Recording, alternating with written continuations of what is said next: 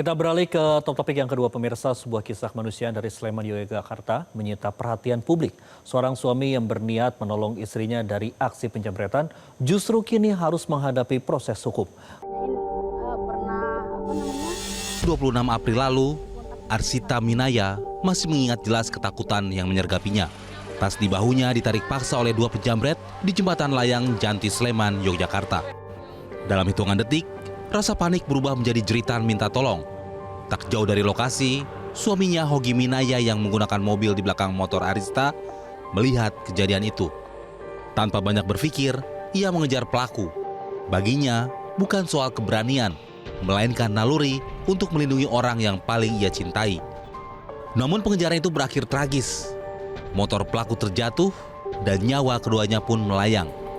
Nah, suami saya tahu tas itu berisikan dokumen penting, itu dipepet, tapi jambretnya nggak mau berhenti. Dipepet lagi, tidak mau berhenti, dipepet lagi sampai jambretnya itu naik ke trotoar.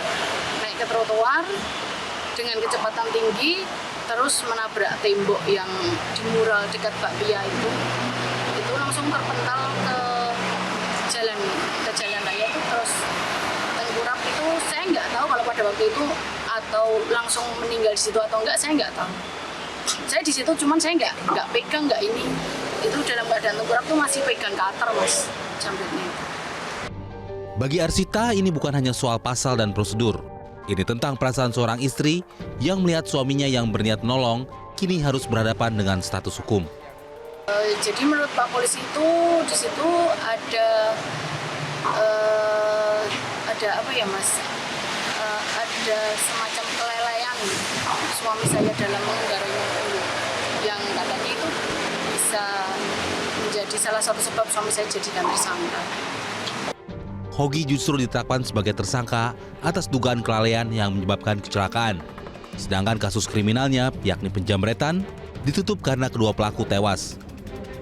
Karena kedua pelaku meninggal dunia, maka perkara tersebut ikut dihukum dan dilakukan SP3.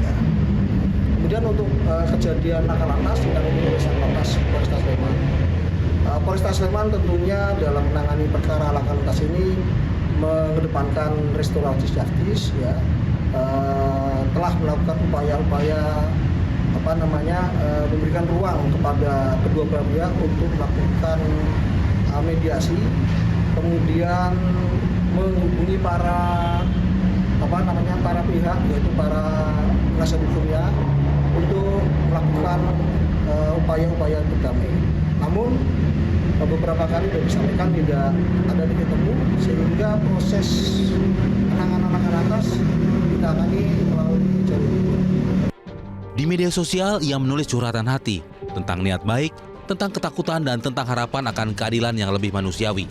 Kasus ini membuka ruang perenungan publik tentang bagaimana hukum berjalan dan bagaimana nilai kemanusiaan tetap terjaga. Dari Sleman, Daerah Istimewa Yogyakarta, Agus Utantoro, Metro TV.